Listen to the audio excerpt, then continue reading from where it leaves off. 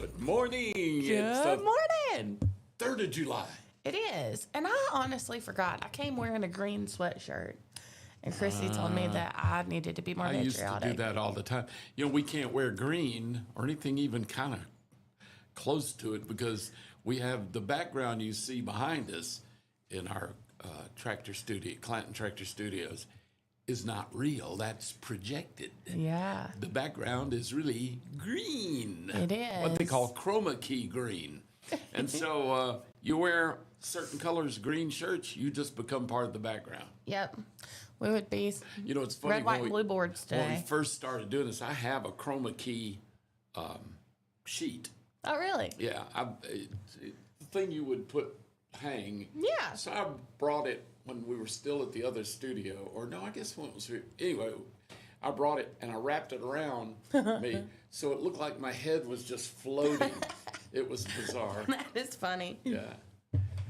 So Well, anyway, it is July the 3rd, and that means today is the final day of our cash grab. that's right. And aren't you going to give away $250 twice? Yes, tonight at Jimison's Old Town Celebration. That's $500 given away tonight. 2 people get $250 each. That's pretty amazing. I know it is. And do you know, yesterday I just realized on air that we were giving away $250 today because it was USA's 250th birthday.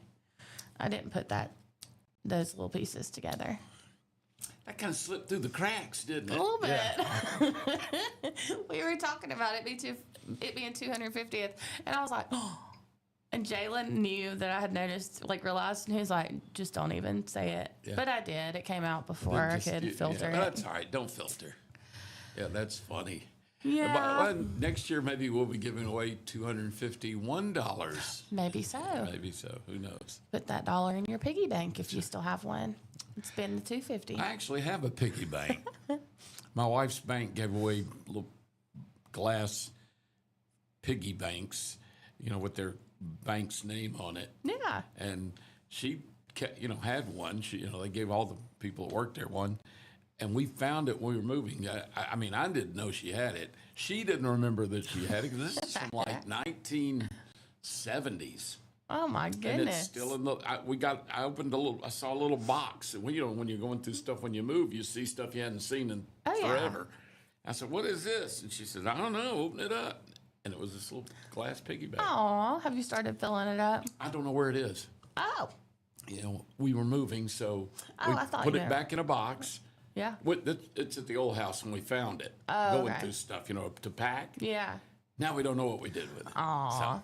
So Well, maybe he's living a we're good life. uncovering stuff all the time. It's amazing. I uncovered some stuff yesterday. I found in a box in the basement in the garage. Isn't it fun? No. No. Not well. I guess it kind of is. It's kind of like finding a $20 bill in a jacket pocket that you put on 6 months ago. I know it is. Matter of fact, I've been so broke a few times. I've gone through my closet looking in pockets of jackets that I hadn't worn. I've been so broke that I've washed my husband's clothes looking for money. That's about the only place I can find it. I just go steal it out of my wife's purse. That's all It's I pretty do. smart. Bailey, he normally has his purse with him. What now? I said my husband normally has his purse with him, so I can't go through it. His purse with him. Yep. Well, Well, if you're just tuning in, you're tuning on into Morning Mayhem. It is Friday. Woohoo! July the 3rd. Yep. A lot of people are having a long weekend this weekend. yeah, some people take the week off before the 4th, especially when it comes on like a Saturday, so they can have a whole week off. And they, most businesses, since it fell on a Saturday this year, they'll give you Friday off. Yeah. For the holiday, so you can take just 3 days or 2 days. You end up with a long vacation for just burning a couple of vacation days. I know, so And then nice. some people are gonna, some people got it like us, work today. I know. Just be careful. That means a lot of traffic on the road today, and it also is going to be hideously hot. Yep. It's also good chance we could see some thunder showers late in the afternoon. So if you're out and about, if you're on the water, a lot of people hit the lakes, and Alabama, we're lucky. The Coosa River system has 5 lakes, and then you've got Black Warrior, and you got so many lakes in this state. Be careful, no drinking and boat riding. You know, a That's lot of right. people would say, "Well, I'd never drink and drive a car," but they'll get in a boat and just be I know. splashed. And you know, sometimes we get some fatalities. I know. I don't think it's. I don't know. I don't know what goes through people's head, but there is a lot of Drinking and drinking water. and boating. Yeah. Now, you know, I have some friends down, I'm on Lay Lake, you know, and I've got some friends and they'll all be, except they do have a designated boat driver. Oh, good. So that's better, Yeah. you know, Would it still be a chauffeur? Would it be a boatfer? a bofer. A boatfer. Yeah. Instead So- of lift, would it be a float? You know, Uber, that would it be very an smart. under? Uber, under, I don't know. I don't know. I guess that would be neat though if you had boat parking and you could just get a ride home, a float home. Yeah, just to get somebody, just leave the boat where you docked it and Yeah. just get somebody to take you home. There you go. Safe boating. And then there's fireworks. A lot of kids, a lot of people like to do fireworks. I was a fireworks freak. I Really? still am. I just, you know, the instructions on fireworks usually say, put on ground, light fuse, run away, get away. Yeah. I can do the first two. I have with my bad legs. The getaway part's my hard part. Oh no. So yeah, so I either need a much longer fuse, a much longer, you know, way to light it, or just not do them. So I've kind of given up doing them. But I love fireworks. I always have. I'm kind of a, what do you call it, a firebug, you know? Yeah. So I love fireworks, and I used to spend hideous amounts of money on fireworks years ago. But they can be very dangerous. I've been can very be. lucky. I've shot a lot of fireworks off in my life. And look, I've got every finger, you know. I'm missing a few toes, but that's a whole other story. But anyway, Yeah, that's not anyone's business. so just be careful because there is a lot of fireworks being shot off this weekend. And just, you know, you hear these horrible stories about missing fingers and eyes and all that stuff, Yeah. you know. So be careful if you're going to do fireworks. That's right. Put your pets away. We're under a heat advisory, of course. It says until the 4th of July at 9 p.m., which I feel like it said that every single day. I think it's just the season. I think it is. As we get into that rotating, it doesn't change much. Yeah. But thankfully, the rain has kind of held off today. It's supposed to start raining tomorrow. All right, is that right? Yeah, that's what the I weather hate that says. on the 4th of July. I know. It's only 40% for tomorrow, though, so hopefully it's Well, that's not too bad. No, that's not bad too at all in bad. the summer. No, maybe it'll just Might be a help little with some of pop-up the shower. heat. You know, the heat indices, there's a horrible heat wave going on from Texas all the way up to the East Coast, you know, up Yeah. to Maine. I think tomorrow, they said the heat indices in Washington, D.C., you know, where President Trump's going to do this really long speech, the heat indices is like, I think they said 111 or 112. Oh, my gosh. That's crazy. Yeah, and that's, by the way, that's the quote of President Trump. He's going to give this speech out in Washington, out on the mall or something. Yeah. And they said, what kind of speech is it? He said, really long. Oh. I mean, that's what he said. It's going to be a really long speech. Wow. So, Makes me really wow. want to hear it. I mean, that could be we could go way over an hour, you know. I mean, that's, if he says it's really long, it probably will be. Probably so. Maybe he was just being like I don't think smart so. aleck. I think it's going to be a really long speech. But Wow. 110 degrees heat indices, you know, it's going to be up in the upper 90s with humidity. So, ooh, Yeah. yeah, I'll be, Well- if I'm going to listen or watch his speech, thank God it's going to be in my air-conditioned abode. That's right. I think I'll have to record it. I don't have the attention span to I listen for don't. that long. Squirrel. Yeah. So I'm I'd the have to same record way. it. That way, whenever I zone out and come back in, I can rewind it to where I don't. left off. You know, to be honest with you, I don't really care. I don't know. You know, I Well, mean, you can get the Cliff it's Notes politics, version. and to me, it's just you know, I want to hear the news. I want to know what's going on, but some of this politics stuff, I could, you know, I know. I I'm agree. kind of burned out on it all. Yeah, I agree. And you know, I heard this saying one time. I went to a like training day, and the guy that was teaching the class that I took, he was talking about giving too much information and he allotted it as carrying too many watermelons. Yeah. And that if you just keep talking and talking, you're just handing people watermelons, and they can only hold so many watermelons. Right. I feel like more people need to know about that analogy. Well, maybe we do too, Maybe so. because we're talking. Yeah. Let's get a break. Let's get away from the watermelons for a minute. Let's let our listeners put down the watermelons that we've handed them so far. But our I like that sponsors are going to hand analogy, you though. a That's few pretty more. neat. You know what? For years, we used to call that getting in the weeds. Really? That's the kind of the technique. Yeah. You know, if you start just talking about, and you just get out in the weeds. Oh, You get yeah. off the path and you're in That's the weeds. pretty smart too, because nobody's going to follow you into the weeds. No, shouldn't. No. No. All right. Well, we're going to go to break real quick. Let our sponsors have a word and hand you a few watermelons. Go grab you a cup of coffee. If you are traveling through Thorsby, Alabama today, they have refuel coffee at the Sunoco. I always want to say Sunoco, but it's the Sunoco gas station, and they're doing BOGO coffee this week. So definitely go check them out. How do you pronounce it? Sunoco? That's what they said, but I always say Sunoco. Sunoco, I think. Sunoco. I think it's Sunoco. Is that an Indian word? I don't know. Their logo has a sun on it. Sunoco. I remember they've been around forever, I know. but I did. And I've always said it wrong. Well, it must be. No, the co must stand for company. It must be a Southern something. No, some Southern Natural Gas Company or something. I don't know. We'll have to figure it out. I'm gonna so. Google it. Yeah, we'll Google it on break. But y'all stay tuned because we've got some good stuff coming. We're going to recap some of the stories that y'all left us in the comments this week. You're tuning in to Morning Mayhem with Dollar Bill and Taylor. We'll be right back.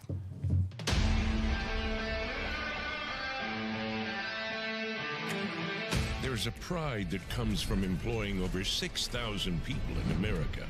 Welding, fabricating, assembling with local and global parts. Delivering a machine just right for you. Japanese engineering meets American ingenuity that builds on our 50-year legacy of quality, reliability, and durability that makes us the #1 selling compact tractor in the U.S. These aren't just machines. This is a way of life. And that's why Kubota is investing hundreds of millions right here at home. Because we won't settle on what was good enough yesterday. We're innovating with inspiration from the hard-working men and women that proudly sit on our equipment every day. So you can be sure that every one of us have you in mind when a machine or implement comes down that line. We know how hard you work. We'll do the same. This is Kubota. Looking for the perfect way to unwind, compete, and have fun with friends or family? Then Putter Up Pelham is your next destination. Whether you're a mini golf pro or just out for a good time, Putter Up offers a one-of-a-kind indoor putting experience with custom effects lighting, sounds, and robotics at each hole, plus automated scoring and a virtual caddy to guide your game. And our ADA-compliant courses include special putters for individuals using wheelchairs or walkers, so everyone can join the fun from ages 4 to 100. Rain or shine, day or night, it's always game time at Putter Up. Come for the fun, stay for the challenge. Swing by Putter Up, where every stroke counts.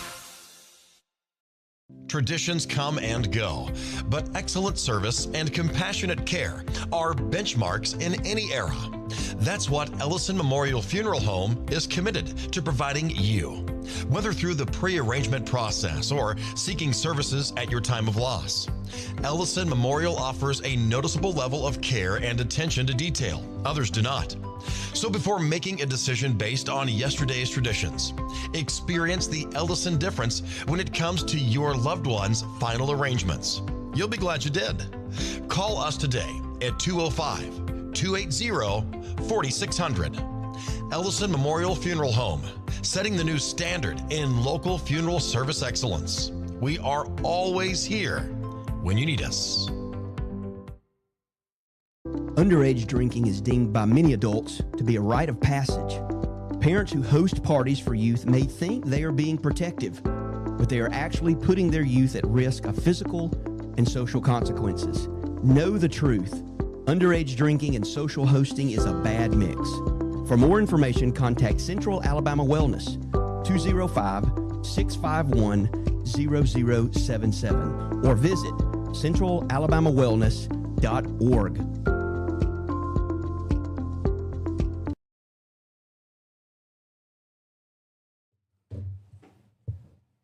Good morning. We are back. It is 6:15 after 6 on this Friday as we head into 4th of July weekend. It is the 3rd of July. Another sleepy, dusty Delta day. Where'd that come from? Anyway, we're glad you're with us. Thanks for tuning in. Hope you're going to have a great, safe day today and this whole weekend with the 4th of July festivities. We did look up Sunoco, the gas station Sunoco. It's short. It's a contraction for Sun Oil Company. The Sun Oil Company, Sunoco. So it could be Sunoco. Could be. Sunoco. If it was Russian, it would be Sunoco. Really? Mm-hmm.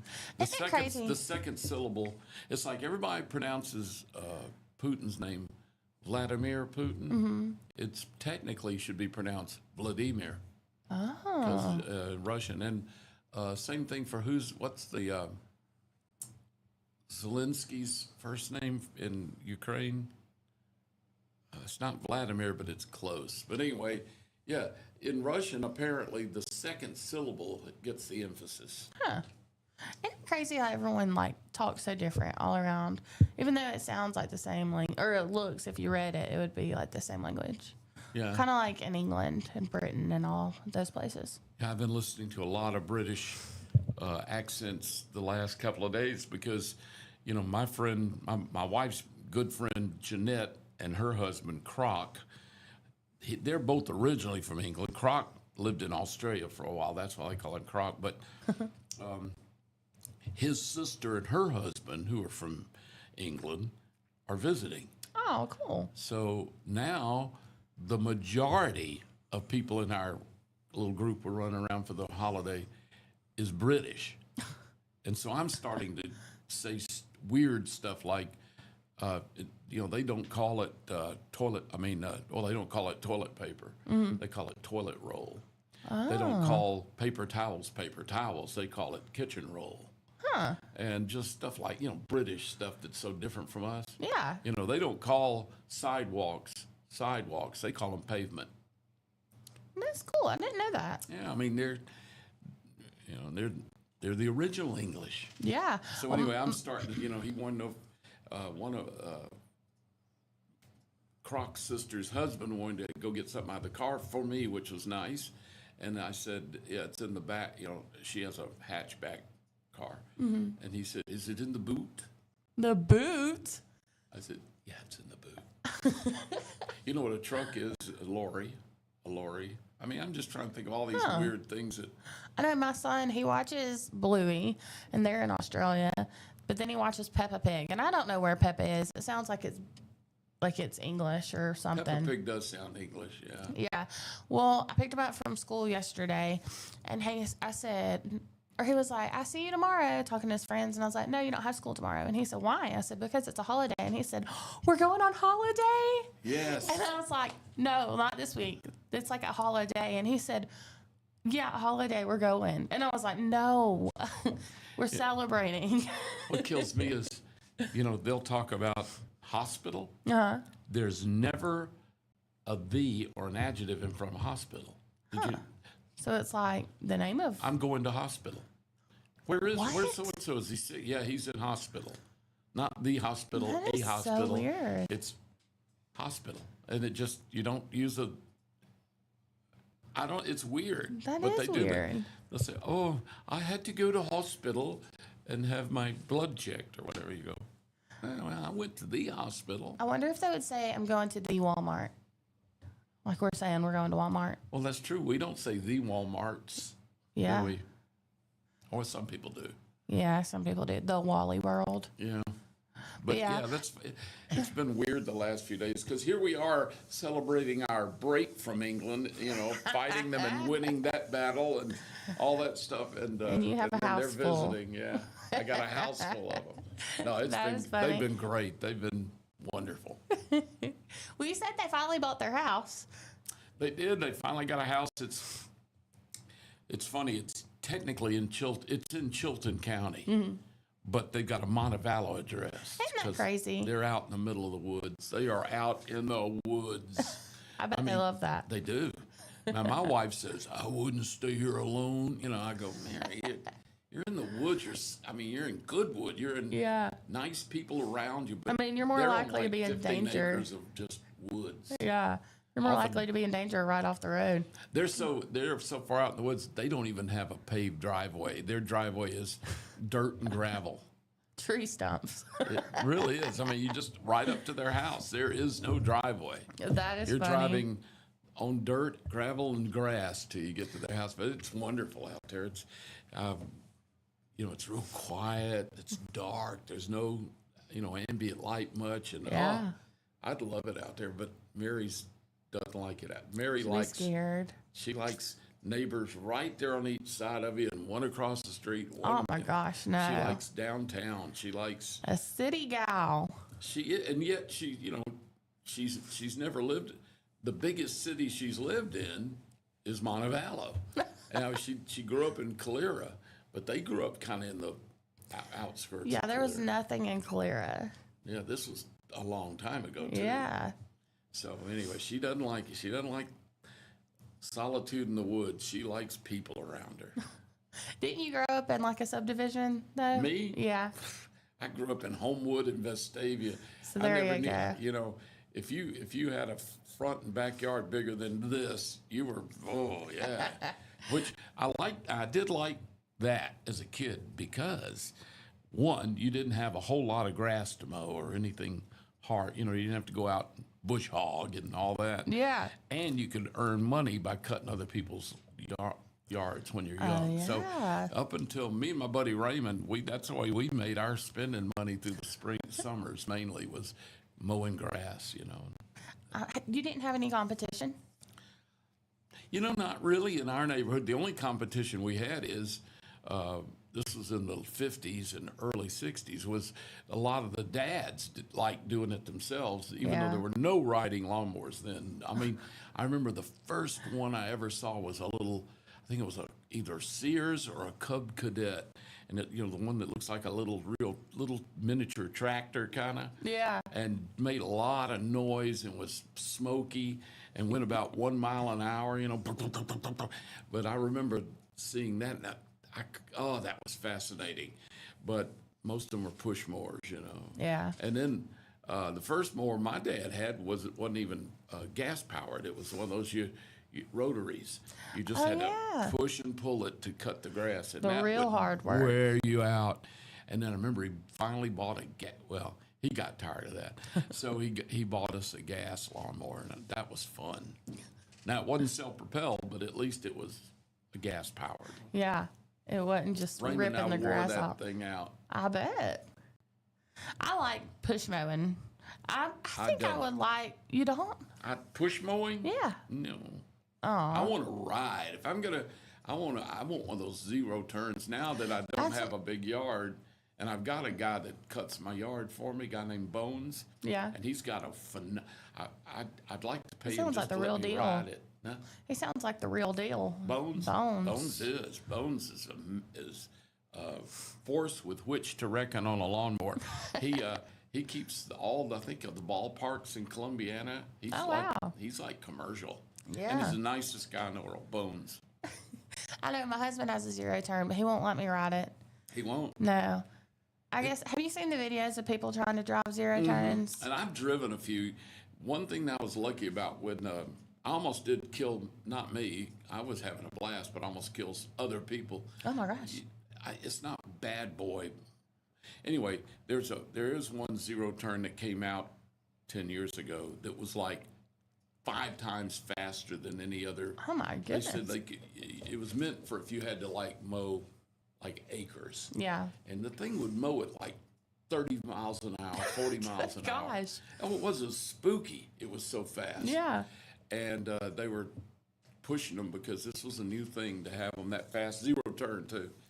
So they hired me when I was at the radio station, to come out and do a big remote. And so they had a big area. I've forgotten. I think this was out in Trussville or Center Point, somewhere kind of out.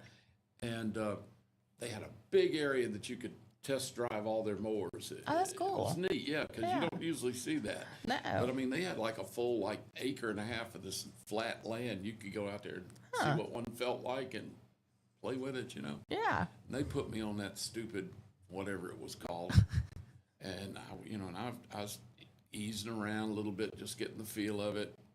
I'd driven one zero turn before, but this was, I was like, oh, this is all right. And then I went, boom, and my eyeballs went in the back of my head. no. I mean, it threw me back. That thing kind of surged, and I was going. I felt like 100 miles an hour, but I was probably going 40 miles an hour. That is crazy. And it was spooky how fast that thing was. People running out of my, because I was behind it. It was, You were in shock. You couldn't stop it. and then I was scared I was going to overreact and flip it or do something. Yeah. But Start they're jerking. yeah, it was pretty stable, but oh my God, people were running for their lives and hollering. I didn't know until recently that there were racing lawnmowers. They've been doing that since the 50s or 60s. Yeah.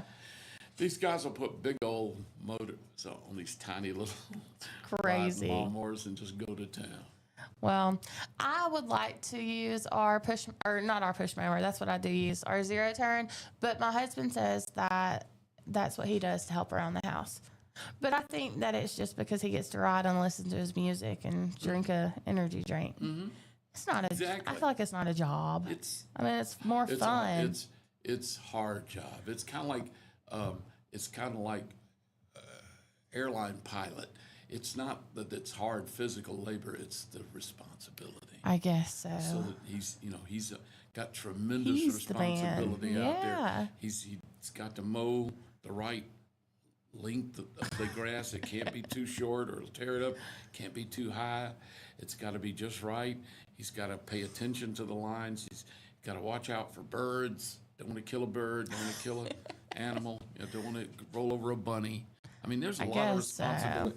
A man's job on a zero-turn lawnmower is serious business. Very serious. Hard work.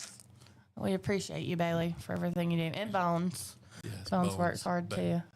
Bones won't let me drive his either. So What if you filled out a I guess a man's zero waiver? turn is kind of a private. It's kind of a personal thing. You I don't. guess so. You don't drive another man's zero turn lawnmower. Yeah. I guess that's sacred. Kind of hit to their ego. Yeah, it's sacred ground. Yeah. Well, it's 6:28. We're going to take a quick I'm gonna break. buy me one today and just ride it home from Clanton. You can do that. I bet Columbiana. I bet you'll find some 4th of July sales. Oh, that's true. Yeah. Can you get a street legal zero turn lawnmower? Sounds like that I one you guess I rode could, did. I could have our friends who the folks that make the T-shirts for us. What's This and that. this and that?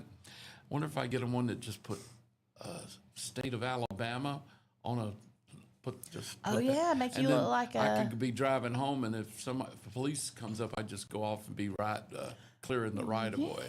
I Yeah, work that's for the state. smart. I'm cleaning the butt. That's real smart. I bet they could do that for you. Yeah. Well, we're going to go to break real quick. It's 6:29. When we come back, we're just going to recap the answers that y'all gave us in the cash giveaway this week, and we'll go over how you can win $250 today.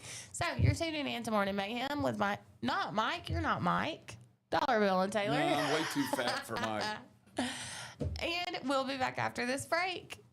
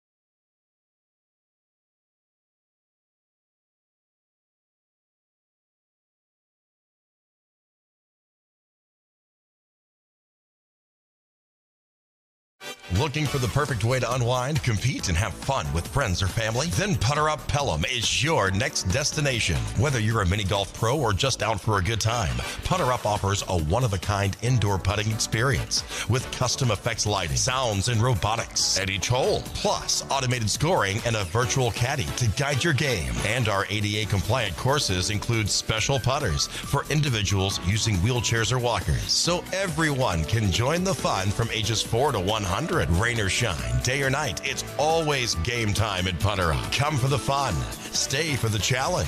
Swing by Putter Up, where every stroke counts. Traditions come and go, but excellent service and compassionate care are benchmarks in any era. That's what Ellison Memorial Funeral Home is committed to providing you. Whether through the pre-arrangement process or seeking services at your time of loss, Ellison Memorial offers a noticeable level of care and attention to detail. Others do not. So before making a decision based on yesterday's traditions, experience the Ellison difference when it comes to your loved one's final arrangements. You'll be glad you did. Call us today at 205-280-4600. Ellison Memorial Funeral Home, setting the new standard in local funeral service excellence. We are always here when you need us. Underage drinking is deemed by many adults to be a rite of passage. Parents who host parties for youth may think they are being protective, but they are actually putting their youth at risk of physical and social consequences. Know the truth. Underage drinking and social hosting is a bad mix. For more information, contact Central Alabama Wellness, 205-651-0077, or visit centralalabamawellness.org.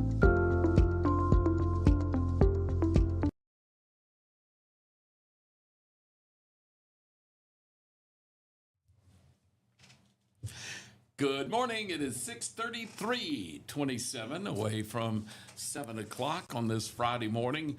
Already hot and kind of sticky outside this morning. It is. And when I got out this morning to come here, which was a little after 5 o'clock, because I've got about a 40-minute drive, I walked out. It wasn't even daylight. I went, ugh, hot and sticky. You know, it was weird because my air conditioning, apparently I've got it set pretty low at the house because it was really cool and comfy in the house. And I thought, oh, it must be nicer out. You know, the rain must have cooled things down. And then I opened that door and it's like, oh no, convection oven. I And always it's not even trick daylight. myself. And already, if you noticed, the days are already getting shorter. I know, I'm I sad. kind of am too. You know, it's I was getting up and leaving the house in complete daylight to come here, and now it's just now getting daylight. I mean, I can really tell the difference in just a week. I know. And you know, just what was it? June 21st was solstice, so Yeah, so it hadn't even been. not been 2 weeks No. almost. Jeez. I know, I hate when the days get shorter. Well, you know, it's okay through the summer. It's okay through early fall, and I kind of like them getting. I like it getting dark a little earlier when football season's going on. Yeah. Because I love Friday night, and it's not 110 degrees, and it's not broad daylight with that. You like on those first games. Yeah. High school games are. You go there, and it still looks like it's 4 in the afternoon kind of, and it's 300 degrees. But then by, you know, late September and you get into October, then it starts feeling like high school football. College football, of course, doesn't really matter because you never know when it's going to be played. But then you get in that thing where you get up and it's dark, and when you go home it's dark, and when it starts getting dark at 4:30 and 5 o'clock, that's a Miserable. little depressing to me. Yeah. A lot of people have that seasonal depression, they call it. Yeah, sad. Yeah. Seasonal affective disorder, Yeah. SAD. Well, because, everyone is supposedly vitamin D deficient. It's supposed to be vitamin D deficient. Yeah, I heard that most everyone is, deficient in their vitamin D. I know I am, but then again, I was taking a medication that depletes you of vitamin D. Yeah. I'm diabetic, and one of the medications I took for years, I didn't know that. So I was having to take vitamin D supplements because I'm sure not a sunbather, Yeah. we get this white skin. But Yeah, it may be. I Yeah. don't know. Well, I know the short days affect that too. What so does? the short days. Oh, yeah. I think that's why people get when I depressed. worked with some. that woman named Patty, remember it was Patty and the Doc, and then it was Patty and Dollar Bill. Yeah. Patty had that Aw. seasonal affective disorder. She actually had a doctor write her a prescription for this special light. Oh. That was they call it a full spectrum light, so it gave you all the same ultraviolet and everything the sun does. It was a weird little light, and he told her to make sure it shined at night at the back of her legs and behind her knees. That's wild. Isn't that weird? Apparently that's where your body can create the most of Excuse me. vitamin D is in the crook of your knee. That is the so backside weird. And on your thighs and calves. I've never heard that. Yeah, I didn't either. It was weird. Yeah. But she was badly affected by very it, sad. Yeah, she'd get really depressed. Oh gosh. Yeah, I mean, she was like on medication and I stuff. was about to say Of course, she she was might also have crazy. She might have needed a different prescription. No, she was crazy, but she, in a good, well, maybe not always in a good way, but she was quite the individual. She is who she is. Yeah, she Was was. who she You was. had to, when you got Patty, you got the whole package. She was something else. But yeah, she had that sad. I know I saw last year on social media where people were making dopamine menus. Really, things that Yes. would give them dopamine. Yeah, and they broke down like the time change and when the days started getting shorter. And they were like, you have this many weeks you still have this many weeks of longer days. And then come, I don't know, say November through January, that's going to be your roughest time. So Yeah, I the guess days are so. going to be Late super November short. through January, till you get to February, Yeah, I guess. and they were like, The this shortest is days. And then they broke it down. And they were like, this is only however many weeks. So make a calendar to mark the days off. And I wonder how you supplement. I mean, is it dopamine that you're deficient in when you're? I guess I don't know. dopamine and like endorphins are like your happy chemicals. Have you ever seen Legally Blonde? Legally Blonde? Yeah. No. It's a movie with Reese Witherspoon, and one of the quotes is, "Exercise produces endorphins, and happy people don't kill their husbands." It was something. I better get Mary on the treadmill today. So that's what it makes me think of every time I hear endorphins. But I thought that was cool because they were like breaking it down of once you get to this date, you're through the thick of it and things are looking up. Yeah, that's pretty. But that's very nice because it does give you hope. Yeah. The problem is on the front end of that. Yeah, you just shouldn't It's all start negative. too early. Yeah. You're saying these are the last days you're going to be happy. Now you got to look Right. forward to 3 months of misery. Yeah. That's not a good thing. So don't look up what I'm talking to you about until after Christmas. February.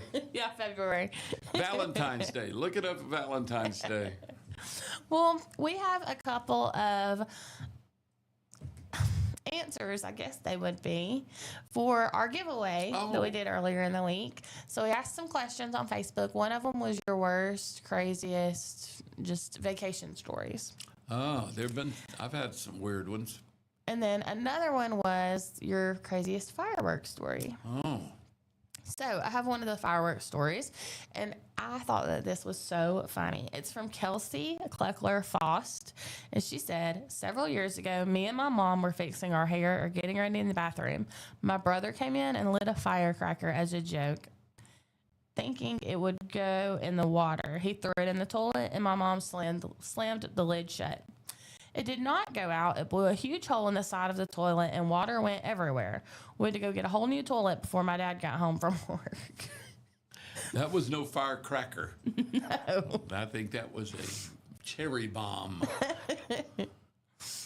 Wow, blew a hole in, when I was in, that was the big deal when I was in junior high school, was the principal was always coming over the system saying, if anyone puts a cherry bomb or a M80 in the boys' toilet again, you're gonna, whatever, because that was something they would, they found out you could take a cherry bomb or a M80, the big powerful ones, that also burn underwater. Water doesn't put them out. Yeah. You throw it down there and flush it so that it was burning while it was in the system. When the cherry bomb went off, horrible stuff blew back out all the toilets. Just looked like fountains at the Bellagio in Vegas, but it wasn't clean water, Oh my God! And of course, it shut down the boys' bathroom for a day, and then they had to clean it and sanitize it. And of course, the next day or two, they'd do it again. That is awful. And it did destroy some of the pipes a couple of times. So I bet it did. I know. I told you. Do they still sell? I mean, those things would blow your hand off. I mean, they were, the cherry bombs looked about like that with a fuse. Yeah. And the M80s were more like little barrels with a fuse out the middle. And I'd always heard that they were called M80s because they were eight tenths of a stick of dynamite or something like that. I don't know. And they were, and those were the things that people used to, like throw in the lake and the fish would come floating up sometimes. It wasn't as much as a full stick of dynamite, but they were powerful and they'd blow, you would literally blow someone's mailbox to pieces. Good And night. that was the other thing they would do is if you had somebody wanted to play a prank on you or didn't like you, they'd come blow your mailbox up. So it wasn't a firework. It was just Piece of dynamite almost. Cherry bombs and crazy. M80s. I don't I think they don't- sell them any. I don't think they've been, because I don't remember seeing or hearing of them much since maybe the 80s. Yeah. I don't know. I've never been, like the little firework trailers that are everywhere around here. I love those. I've never been in one of those. I've only ever been in one of like the superstores at the state line. Yeah, those are cool. Those are amazing. Like there's one, at the Shelby County Airport exit right there. There is. I forgot about that one. Just opened last year. Yeah. And it's big. So to me, going in the little fireworks trailers is about like going to Six Flags or Disney World for me. Really? I could stay in there for so long, looking at all the different fireworks and looking at them and thinking about them, and I have to go through twice and figure out. Then I go by, and then I go the third time and start picking stuff out. Yeah. But I Hey, like. that's smart shopping though. Well, I want it all. Yeah. And I couldn't afford it all, especially when I was little. My dad said, "Here's $10." And we had to buy some sparklers because they were considered safer. I mean, it's Yeah. only burning at 1,000 degrees, same heat as the surface of the sun. Yeah. But my dad thought that was safer because it didn't. My mother did because it didn't explode.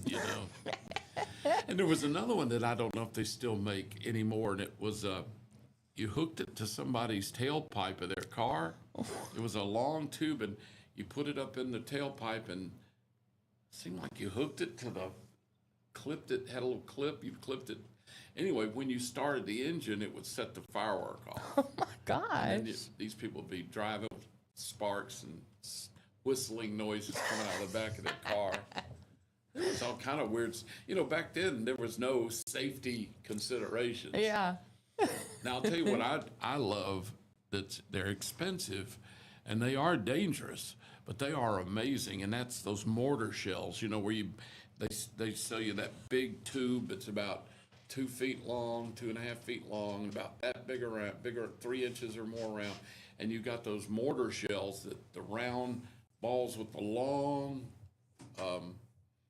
fuse. Yeah. And you drop it down in the mortar and then light it. Man, it goes boom, and it puts the ball up 100 feet in the air, and then it goes off like Yeah. I love those. That's Oh what. my Is God. that what you would consider your favorite? That's one of my favorites. And then I love that big block you put out there, and you light it, and for 5 minutes stuff flies out of, and some big ones and little ones. I also used to love Roman candles.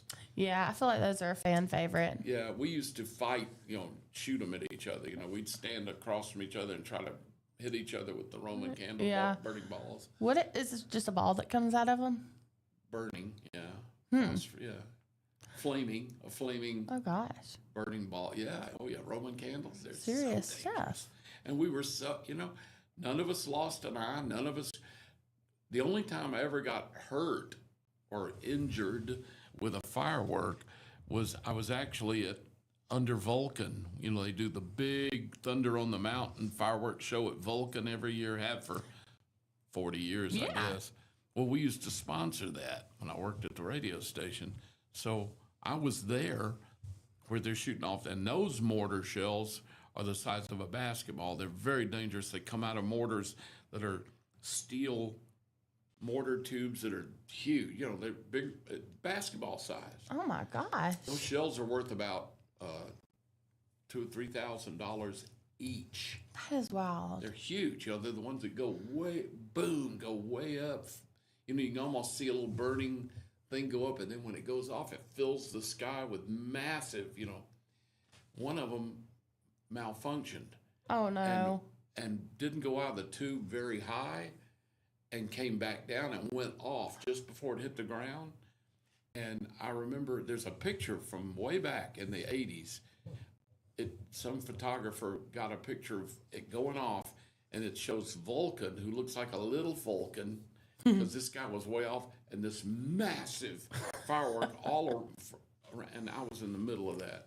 Me and my buddy Raymond were there, and when it went off, these white flaming huge balls went past us. I had one burn the tip of my ear because it almost hit me in the face. It went right by me. And then one bounced off the ground like a skipped stone, burning, the white phosphorus thing, and hit Raymond in the ankle and burned him a little bit on the ankle. That is terrible. We're lucky we were alive. I mean, that thing was it's like an explosion, a real explosion. But nobody got hurt. It was amazing. Huh. Some people got, burned a little, like me and Raymond, but nothing serious. Well, good thing. I would love, they even put that picture the next morning, was the front page, I think, of the Birmingham newspaper back when it was a color picture. And I never kept a copy of it. And I wish I had, because I don't know if you can look it up in an archive, but it was an amazing photograph. And then I go, and I was right in the middle of that. You're like right over here behind the smoke. That's where I was. Right there next to Vulcan, getting my ear singed. And it went by, they were going everywhere. I mean, it looked like a Star Wars thing when they go into hyperdrive, because they just flow by you. But it was, and it's so funny 'cause exhilarating. it happens so fast. You can see how people can get hurt and don't even know. I mean, you're hurt before you know you're even hurt, or you're dead. And then you have adrenaline running, so you're like, I didn't even realize 4 of my fingers were blown off. Me and Raymond were like. I also actually been up in Vulcan when they shot him off, and what's weird is one year I was up there, and it was weird because I was in Vulcan watching, trying to get some pictures, and it was weird when one went off right over you or near you. Vulcan had I felt like it had a weird it's like, it shook, but I felt like it was shook, and then I felt like something else was wobbling.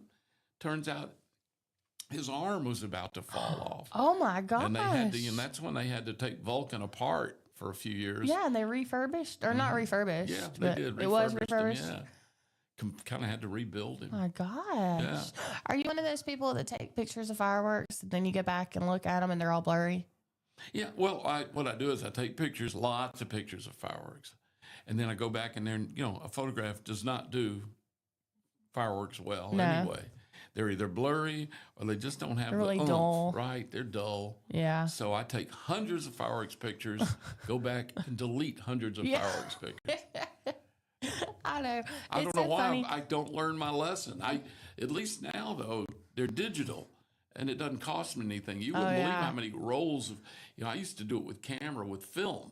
And I'd take all these pictures and couldn't wait to go get them developed, which of course, whether they come out good or bad, didn't matter. First of all, the film cost you a few bucks. Yeah. And then the processing cost you a lot. And you'd get the envelope with all your pictures, and you get them and you go, trash. Trash. Trash. Yeah, because they had a little slot you could put them in, didn't they? Yeah. And the thing is, it was, you just threw them on, and then there was a wasted $12. I mean, because, Gosh. they wasn't cheap to get probably back then it was $3 to $5, but that's like $15 to $20 now. Yeah. Wasted. Should just put your $20 bill right into this slot. Might as well set it on fire. That'd be prettier than the picture of the fireworks. Well, we have a few friends on with us this morning. Pete Withers said that we reminded him to take his vitamin D. Very good, So Pete. you're welcome, Pete. Or go out and get about, at least 20. I think you're supposed to stay in the sun a minimum of 15 to 20 minutes. I think they said 20 minutes gives you some vitamin D. I think so. He also said you can wrap together with electrical tape about 50 sparklers and pull the one in the middle out for the fuse. It gives you a big bang. All right, what do? We tape them all together. Yep, But electrical pull tape. the middle one out a little bit so it's the fuse, and when it burns down and sets the others off, they blow up. Yeah, that's what he said. And he's also laughing because you said flaming, burning balls. Yeah. Yesterday Mike was talking about seeing a beaver on air. Really? Yeah. He said last night I saw a beaver and I was like, okay, we're going to get a break. Yeah. Did he take a picture of the beaver? I don't know. I don't think I just like disassociated by then. I was like, I don't want to hear about this. Okay, well. He did say it was a slender beaver. It was what? Slender. Slender. Yeah. I like. He's on too. Mike is. And Miss Remember Wanda. in Naked Gun, the movie Naked Gun? Have you ever seen it? No. Oh, it's so funny. It's it's a ridiculous, funny movie. But Elvis Presley's wife, what was her name? Priscilla. Yeah. Priscilla's in the movie, and she's because she's really pretty, and she goes up a ladder, and Drebin, who is the police captain, is right behind her on the ladder in this library. And so she's above him and he's behind him. no. Nice beaver. Oh my God. And she says, thank you, and hands him this stuffed beaver that was up on the. Oh no. Mike, you can tell he kind of got a little bit embarrassed because of it. But he was talking about his nature walks, and he didn't start out with last night on my nature walk. Oh, he just started last with night last I saw night. a beaver. So, I had to pick at him. My favorite movie, or one of my favorites, is Thelma and Louise. Oh, that's a great movie. When that trucker keeps whistling and honking at him. Oh, yeah, I forgot. What'd they do? They go to town on him? Yeah. Did they kill him? He was calling, I think they They blew did, his didn't- truck up. Yeah, I remember that. And he kept calling them beavers. She was like, what are you calling us? That cracks me up every time. That was a good movie. It really It's kind of was. sad at the end when they I have know. to commit suicide, but drive themselves off the cliff. But It's it was a a good movie. They had a good run. They did. That's what they said. We've had a good run. That's right. Well, it is 6:54. We're going to go to break real quick before we get into the 7 o'clock hour. So if y'all are all watching for the cash giveaway, we'll give more details about that when we come back. And we're going to let our sponsors have a word real quick while we go and grab an ice cold Coca-Cola. Oh, so, yes. Y'all stay tuned. You're tuning in with Dollar Bill and Taylor in Morning Mayhem. We'll be back in just a second.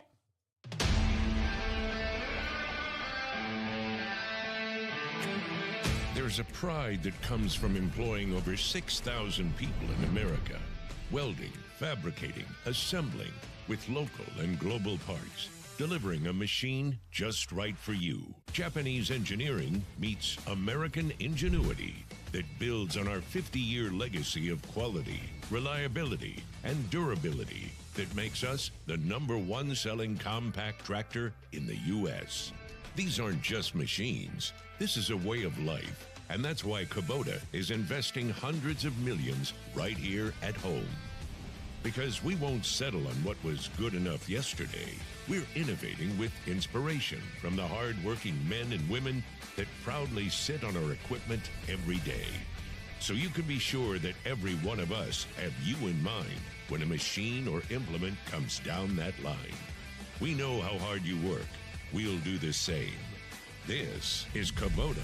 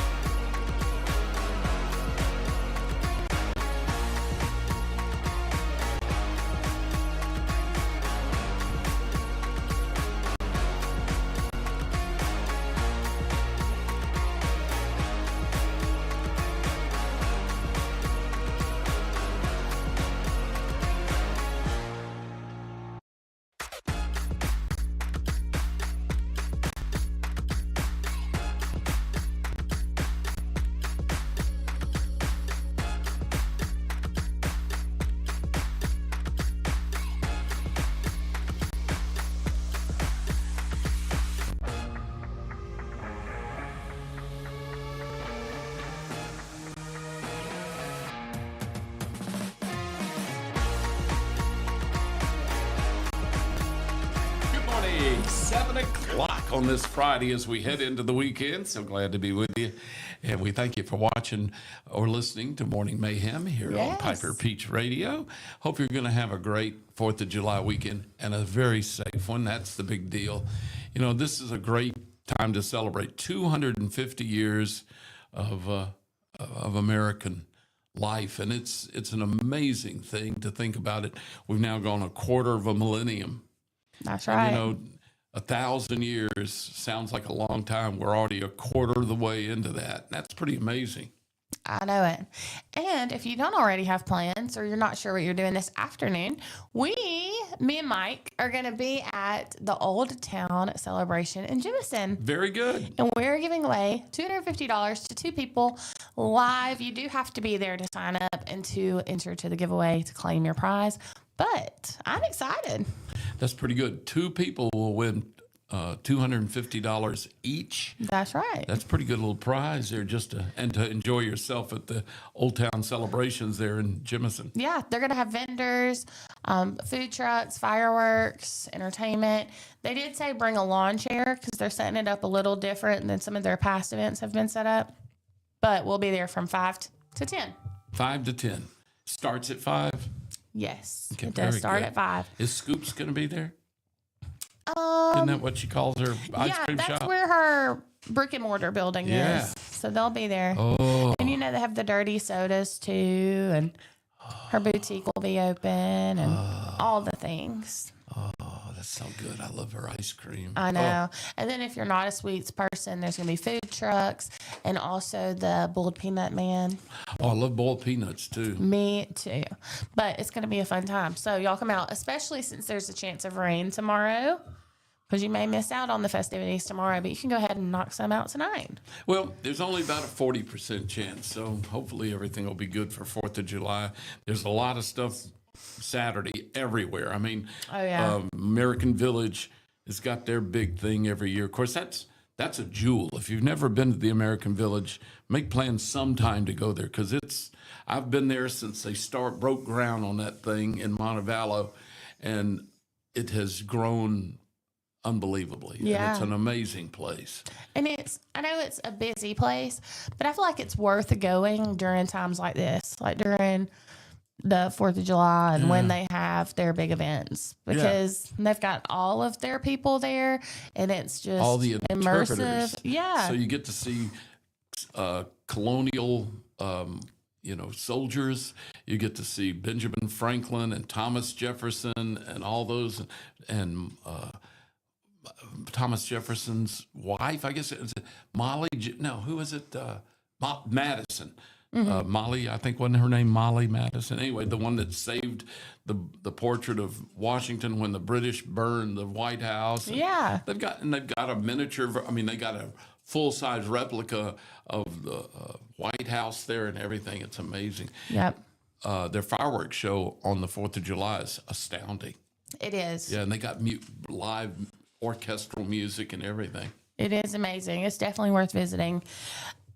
But if you don't make it up to Montevallo, there's a ton of stuff going on. I know Chilton County's staggering all of their fireworks. Are they? I so that heard. you can go to different ones, see Yeah. more than one? Because That's good. Jemison's tonight, and then tomorrow, I believe the city of Clanton is having theirs. So it's just, you don't have to go far if you don't want to celebrate. That's awesome. Yeah. And we want to thank our cash grab sponsors. We've already thanked a few, but just want to keep shouting them out. Let's do. Hooligans Arcade, River of Life Church, and Central Alabama Wellness. Thank you so much for sponsoring. They make our cash giveaway possible. Yeah. I haven't been to Hooligans in a while. It's up there in Alabaster. Yeah. And I love going in there and playing pinball. I know. They And have some of the so shooting many games, different too. machines. You what? And is it still an all-day pass? I think so, yeah. I think so. I feel kind of silly because I don't have, kids or grandkids to use as an excuse to go in there. Yeah. So they just see some old dude coming in to play, pinball or something. It's kind of embarrassing. That probably warms their rent heart. a child. I need Rent a to rent a child. And so I'm just bringing my grandson. I guess I'll sit around and just watch. You could take decent if you could keep up I with need them. to borrow him if you Yeah. don't mind. Yeah. He may wear you out now. He's all over the place. Well, he might wear me out, but the sad thing is you might want to come along with Decent because he's not going to get supervision from me because I'm going to be busy on that pinball machine. He could be out building fires. I don't know. Ding, ding, ding, ding, He ding. probably would be. Yeah, at that age, they got such energy. I know they do. I was looking on Facebook last night and I saw where not normally, but for the what am I trying to say? Gosh. The America 250. The celebration in Philadelphia they're having. There is a high school band from Alabama that's performing. Good. Yes. Which one is it? Do you know? It is the Prattville band. Prattville, very good. Yes. I thought I had it right here I could pull up. I forgot to print it off.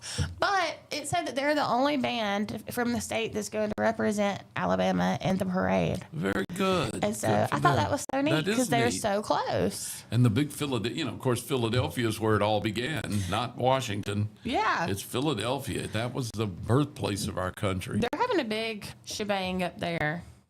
Isn't that where the Liberty Bell is and everything else? I think so. Yeah. I feel like Independence Hall's there. Yeah. Where everything was drafted and written and the Congress met. Yep. But Prattville High School Band, their marching band, is going to participate in the parade. And then also I saw where the Eagle, the Auburn Eagle, is going. Really? Yeah, and it said that they were flying the Eagle up there today on the 3rd, and that Indy is its name, Independence, but they call it Indy. It takes up 2 seats. It's flying coach. I love it. It's a big bird. Yeah. I know they brought him into, when I got to MC the World Police and Fire Games this last year, was in Birmingham. It moves all over the world, all over the United States. And Birmingham won the bid for it. So I got to MC and do voice work for it and everything. So I was in the big arena at the BJCC, and they brought him in and let him fly around in there, and start the thing. I'd never been up close to that bird, like I've only seen it on TV. Years ago, I saw it from the stadium. Yeah. But you're not close. Well, I walked in the basement of the BJCC to go in backstage, and there's this huge crate and this squawking bird in it. I mean, making some noise. It was making noise. Yeah, because it gets excited when it knows it's going to get out of the cage. And they were his handler was there, and it was getting kind of excited. It was, it makes a real high pitch, kind of almost a squeak. It's not a deep manly voice. It's more like a screech. But it was all excited. So I walked over and said to look at it, and you forget that bird's like 3 feet tall from foot to head, and its wingspan's like 6 feet. I mean, it's huge for a bird. Yeah. And I was like, oh, I didn't realize, I've never been up close to one. And then in there, when I still think that's one of the most thrilling and enjoyable, even though I'm an Alabama fan. Yeah. I still think that is one of the most amazing starts to any kind of event or college football game, is that eagle flying around there, that war eagle. And, it makes me proud, even though there's the state rivalry, but that's amazing. And that bird, I got to tell you, inside the arena, it was astounding. And what they do is one of them releases it, and then there's a person that it's going to end up going to with the little dead mouse or treat or whatever. Yeah. And it flew around inside that arena. I kept thinking, how does it not hit something? I know. Then again, you remember, it's a bird. It knows how to fly. Yeah. And then it circled like a couple of times, and then went right to the stage where the handler was. That is so cool. Oh yeah, it was neat. I'd never been that close to it. Yeah. And I was, got close to it at the beginning. I got close to it at the end. But well, can you imagine being on a plane with it? Like it's flying coach. Yeah, so but I'm sure it's in its cage. That cage is big. Yeah, it'll be in its cage. Yeah, it's not just sitting. It said that its crate takes up 2 airline seats. I was going to say, wouldn't it be great, though, if he could just sit in the seat like a human? And, the lady says, would you care for some peanuts? It'd be fun. I think it was funny. dogs can travel with people. They take up a seat. Yeah, I've seen that. I thought it was funny, though, that the people coming over for the World Cup, you know, they had that soccer game. It wasn't part of the World Cup, but it was like a... No, it was an exhibition game Yes. in Auburn. Auburn at the stadium. And the people that were from overseas were talking about how crazy it was, that, like, the eagle was flying around the stadium. Right, Just how and then how magical. beautiful big it was. They Yeah. couldn't believe that it was that big a stadium for a college sport. I know. And they don't know the South in football, do they? I've loved those videos. I didn't see them at first, but now they've started popping up on 'cause my feed. You know what? We were talking last night. Of course, my friends from England that are visiting, of course, they're all into that, into football. Oh, yeah. And England's doing good. It's moved on. America's moved on. And they spent all Wednesday morning, Wednesday morning watching England play, and they won. And now they'll go on to the 16, I guess it is, and of course we will too. I feel like Mike said that the USA and England play tomorrow. We play each other I think so. tomorrow. Yeah, because Mike was talking about how bizarre crazy that it was. America is going to play Britain, Yeah. England. Let me look up on and the see. 4th of July. I wish I would have looked it up earlier, but I just didn't think they about were. it. But anyway, I think them doing the World Cup in the Americas Yeah. has been a phenomenal thing. All you see online now is how amazed all these people are who've come to America from other countries. They can't get over how much they like it. Yeah. These are people that might have been haters, and they come here and everybody's nice to them. They love the food. You know, they can't get over McDonald's and Burger King and that sort of I stuff. saw one. Ranch dressing. Did you see where that's become? Yeah, They and it's I getting didn't know nobody else had confiscated. ranch I dressing. didn't either. I saw where it was getting confiscated at the airports, though, and people, they were like, tell them to buy the powder. I know. They can't take the liquid. Yeah. Go home and get some sour cream and mayonnaise and make it. I guess that something happened to mess up that lineup, because this is saying that they play Monday, that USA plays Belgium. So Yeah, right. I didn't think the it other was one us fell through. England yet. Yeah. That might have just been something like that was An at the start exhibition that they were could gonna have. do. Yeah. I don't think they would risk injury and stuff while they're playing for the World Cup. So Yeah. that I'm sure they wasn't going to do it. But that's neat. Yeah, but it's funny to watch. You know, these British folks are really into it, and you know, and I was sitting with all right, so it was our British friends. There's 4 Britons in the room, and me and Mary and another couple that are good old Southern, just Americans. Yeah. And we're watching. Of course, they got soccer on the TV. They're watching soccer while we're eating, and I'm just sitting there eating, and they're yapping, and every now and then they go, because they get close or something. And I looked over at Ed, my buddy, and he's eating, and he goes, I don't understand what's going on. And I said, I don't either. I said, now if somebody, would forward pass or something, I think I could, or I don't know. Yeah. I'm lost with soccer. I don't understand it much. I'm learning a little bit more about it because, I did the coverage for Right. the radio station. Well, Excuse we me. did lose one American from this next game. He got a red card. Is that what they call it? I think so. Where he Like he a can't penalty play for a card? whole game. He's Yeah. out. And he's Oh, supposed to be a no. really good player for us. So when we play Belgium, we're going to be without him. Yeah. I learned from, I think I might have told y'all this Monday. I learned from listening to someone else who really enjoys soccer that they can only have 5 substitutions, like 5 subs per For the game. whole game. Yeah. So not like in total 5, but 5 people that could sub. So I always wondered why they wore those little different color vests. Yeah, I did too. And I think that's why. They're the subs. I think so. I didn't know. Because I noticed that when they come off, when they're And doesn't switching, the they goalie change. wear a whole different color too? Yeah. Yeah. I'm lost. I mean, they're kicking around and the finesse of the game is what I don't quite understand. I guess because I'm watching them just running and kicking, and it's like, okay, they're running around kicking, and all of a sudden everybody knows soccer goes. Did you see me? And I'm going, what am I missing?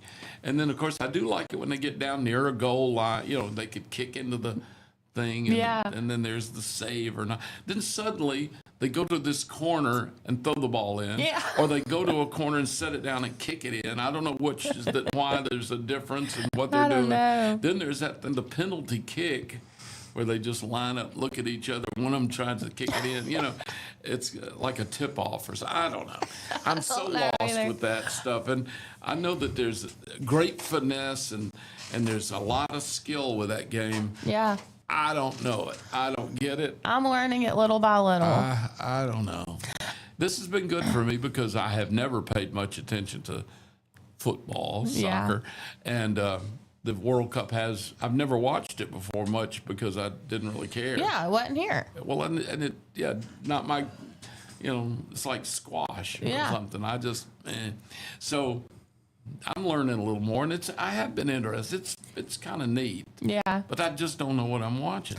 I'll say I've graduated to absolutely no knowledge to, like, I don't know, kindergarten level knowledge about it. I'm not there yet. When I first went and covered and was taking pictures, I was standing there with my camera waiting, like, Not knowing what to not take a knowing. picture of. And then I'd get distracted and they start cheering. I'd be like, trying to get my camera up, you know, See what you're. Yeah. Still don't know what. pointing to it take. the wrong way. Yeah. But Mary's when they'll yell. My wife Mary will say, "Did he get a touchdown?" I have learned you don't call it a field, you call it the pitch. yes, I I learned that too. but I learned that from Ted Lasso. I learned that, I guess, from Baden because I did my article and I put in there, about the field looks field good or looks whatever. wonderful, blah blah blah. Well, then he took my article, posted it on Facebook, changed that part to the pitch, and I messaged and I was like, "OMG!" Like something happened where it's talking about baseball. I don't know what happened to my article, and then I went back and read it again, and it still had the little soccer ball emojis, but I clicked on the, how like on your iPhone you can highlight a word and it'll give you the show you lookup. that. Yeah. Yeah. And I was like, oh, I didn't know that. I didn't know it was called a pitch. It's the pitch. So that was my first learning moment in soccer. I guess that's a British thing. I guess so. I don't know. They said that it comes from some of that stuff comes from India. Huh. Britain, India was one of the British Empire places, and apparently pitch may have come from like a term in cricket or something. I don't know. Yeah. I'll look it up one of these days when I care. I don't know anything about cricket either, but I remember a couple years ago, there must have been a big cricket game or tournament, or maybe it was World Cricket Day. I don't know. And Google had the little game where when you click on Google, it'll take you to. Oh, really? Yeah. I played that game so much. Really? Yeah, which was only for the day because it was like one day. Cricket's kind of like baseball, isn't it? Yeah, I think so. Is that where the bat is called a wicket? Isn't that where think the it word may sticky be. wicket came from? And it's like wood. Yeah, it's flat. Yeah. It's like a flat baseball bat, flattened Apparently, out. it's popular in Australia. It's popular in India and some other. It's just not here. No. I don't know. I don't America, know. we decided to create. I mean, basketball came out of here, baseball came out of here. I guess football, which is funny because we call it football, but there's no football. I don't understand why we ever named that football because I don't know. it's like rugby more so than it is soccer. Yeah. I don't know. We got to be different. Yeah. Well, I wanted to highlight some more of our cash grab sponsors. If yeah. you haven't been tuning in this week and you're wondering what in the world a cash grab is, that is a giveaway we're doing this week. So our sponsors made it possible to give away $250 Monday Every through day. Thursday. And those winners have already been notified and contacted. So if someone messages you or comments on your post, under those posts, under your comments, telling you that you've won, they're not telling the truth. Is anybody doing that? Yeah, we've had some scammers. Have you really? Yeah. So we've been having to tell people, don't send anybody a gift card, expect the money who back. does that? I don't know. And we reported it on Facebook and they came back and they were like, this does not go against our standards. What do you mean? Their standards allow for scammers? I guess so. Yet they don't let you, they'll put you in Facebook jail for the stupidest things. I know it. Okay. But don't give anyone any of your information because it's a scammer. It's not us. We've contacted the winners. The winners have picked up their prize. And so the only prizes left are going to be an in-person giveaway.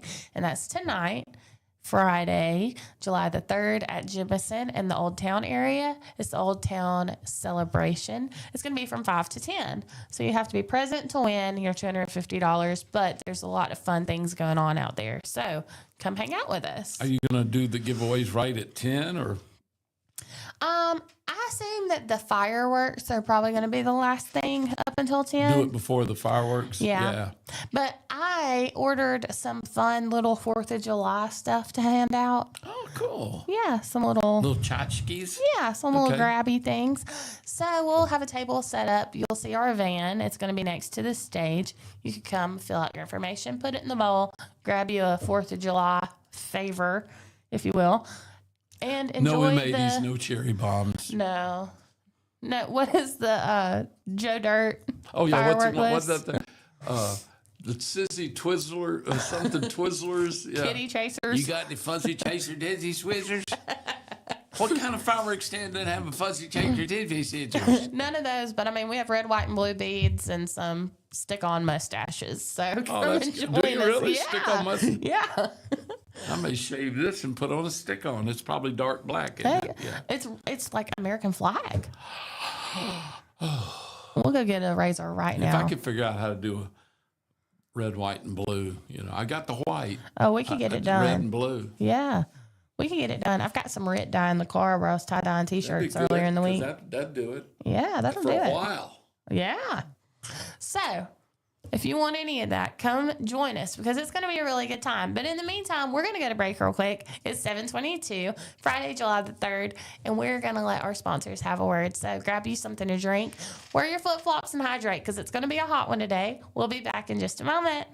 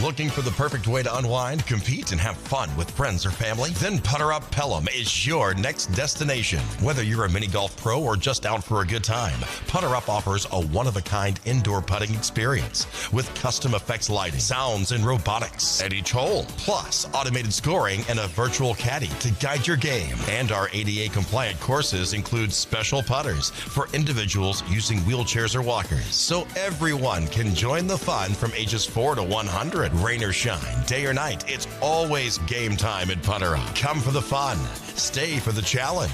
Swing by Putter Up, where every stroke counts. Traditions come and go, but excellent service and compassionate care are benchmarks in any era. That's what Ellison Memorial Funeral Home is committed to providing you, whether through the pre-arrangement process or seeking services at your time of loss. Ellison Memorial offers a noticeable level of care and attention to detail. Others do not.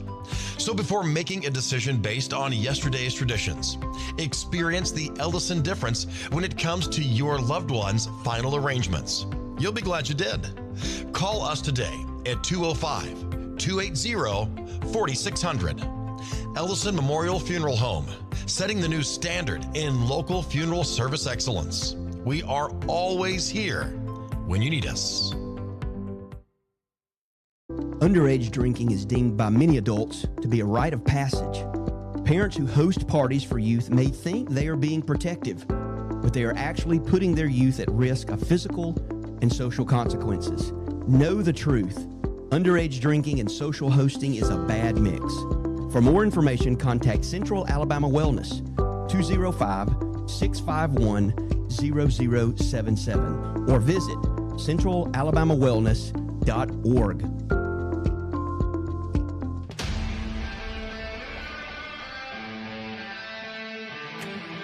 There's a pride that comes from employing over 6,000 people in America.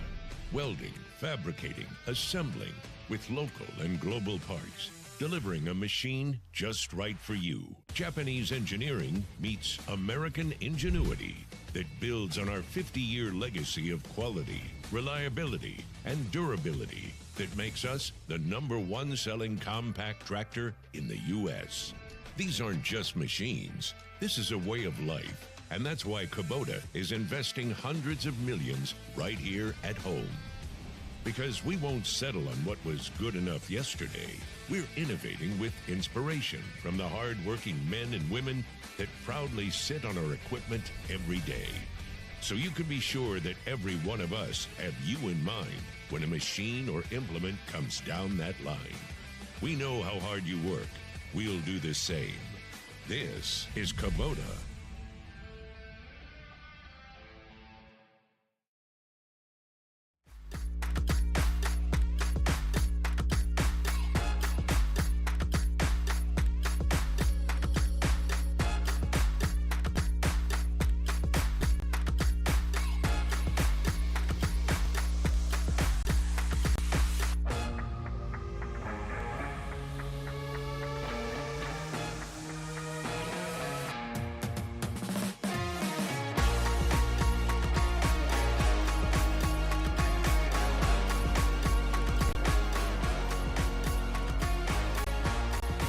Good morning. It is 7:28. We only got about 30 minutes left this morning in Morning Mayhem. Thank you again for watching and listening. We appreciate it. Tell your friends about it. You know, radio stations like this are here to serve the community and to do good stuff. We need as many people to support it and watch and listen as possible so we can do more and better and get into the roots of the community and have more airtime doing positive things. That's right. We need your help for that. So, you know, if you watch or listen some, tell your friends, like us, you know, put us, you know, get on all the different forums that you can watch and listen to us. And we'd appreciate it. We really would. Yeah. And if you think our dancing's terrible and you don't like us, you can comment and tell us that too, because it'll still help benefit us. Don't tell me because it hurts my feelings. You know, it's been kind of hard dancing this week without Baden. Baden's been on vacation this week. And, you know, let me tell you, I don't deny him that. That boy works like a machine. He does. He works long hours every day. His heart's in the right. He's trying so hard to build this business, and he deserves a break. Yeah. Even while he's been gone, he's texting stuff. I'm like, will you quit texting me? Yeah, Go enjoy you're on your vacation. Leave us alone. You're not here. But he's really came out of his shell too, dancing and stuff. I think he sees it benefits the company, so he's taking one for the team. You've made me take a few for the team too. Yeah, I know y'all like it. Do what? You like it. I'd like it better if I could do it sedentary and not have to dance. Yeah. Because I am We could try it. really, really white. What about only And dancing I with can't your move arms? and I can't dance. You just dance with your arms.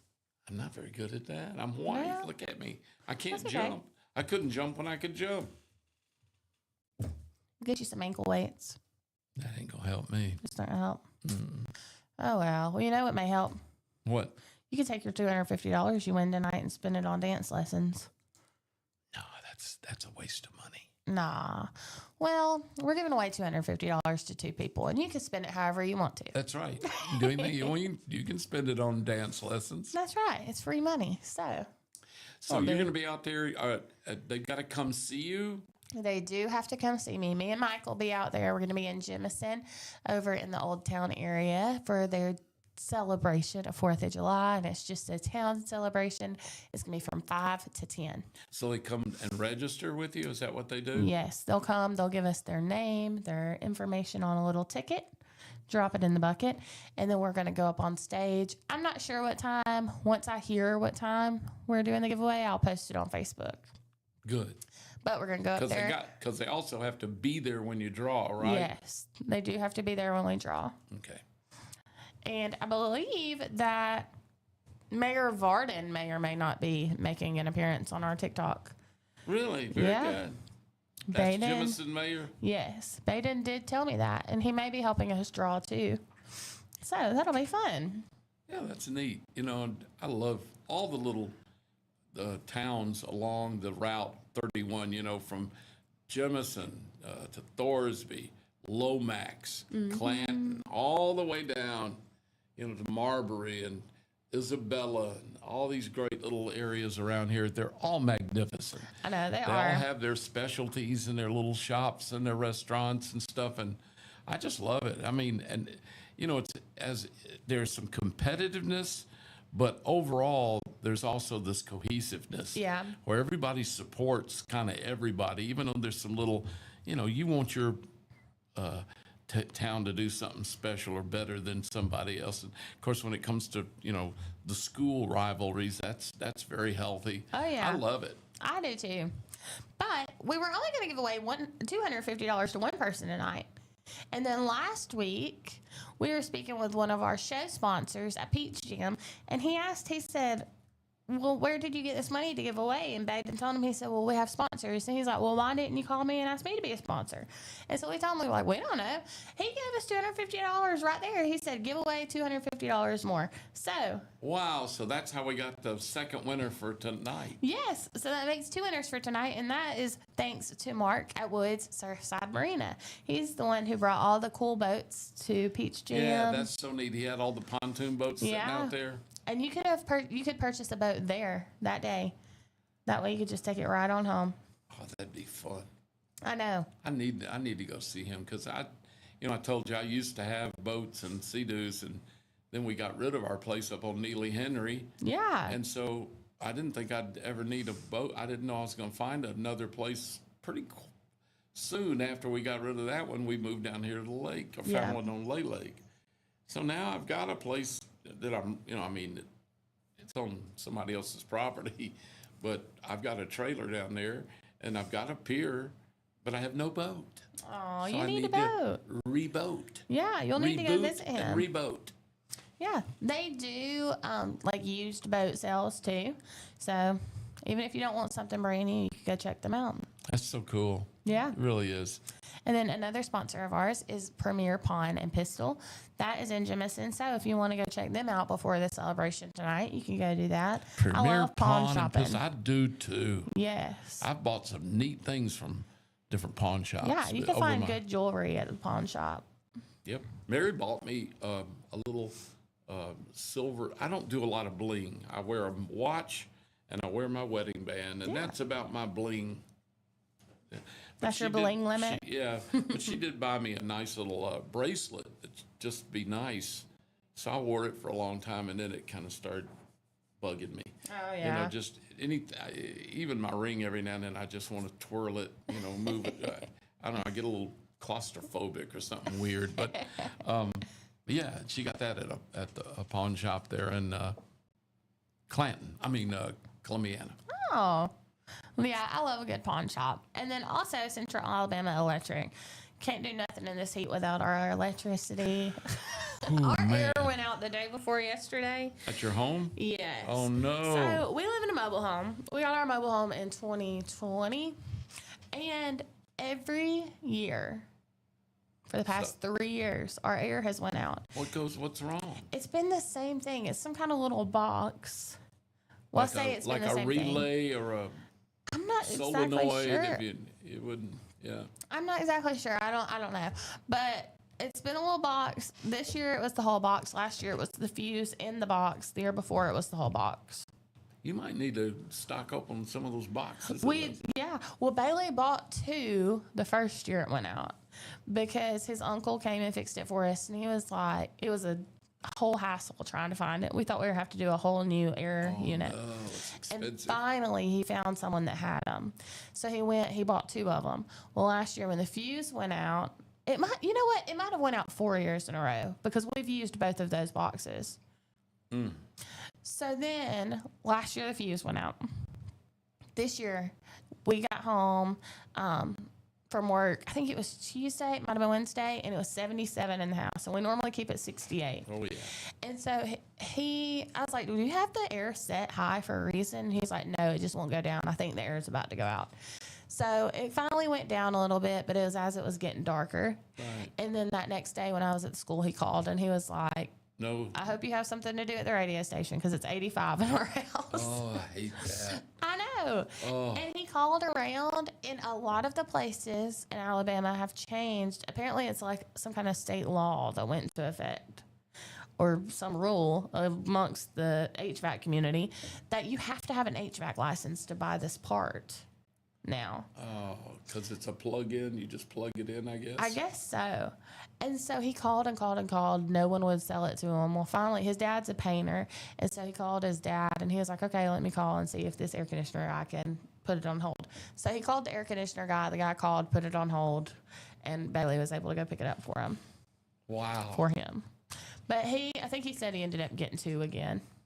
Just Sounds so like that you way may next need 'em. year we don't have to go through the You same better thing. get a couple extra fuses, too. I don't understand what the deal is. I don't either. It sounds like, that doesn't sound like that should happen. No, I wouldn't think so. It's like something's not right. I know. It can't be the box because you've gone through enough of them to know that it's not the apparently. Yeah, the it box wouldn't be that every It's time. something causing the box to fail. Yeah, I told Bailey, I was like, we need to call the guy because when you buy a mobile home, I don't know if all the mobile homes are this way, but ours came with a paper that is like laminated and put on the cabinet underneath the sink, and it has like who our air conditioner units through, yeah, and I told him, I was like, you need to call and see if there's a recall on this unit or what is going get on. Somebody that knows mobile home HVAC. Yeah. Come out and really check it and see why those boxes are and the fuse blew. Yeah. Or blows. Because that doesn't sound right to me at all. I know, but thankfully we still had our electricity through Central Alabama Electric, but we just didn't have that air going.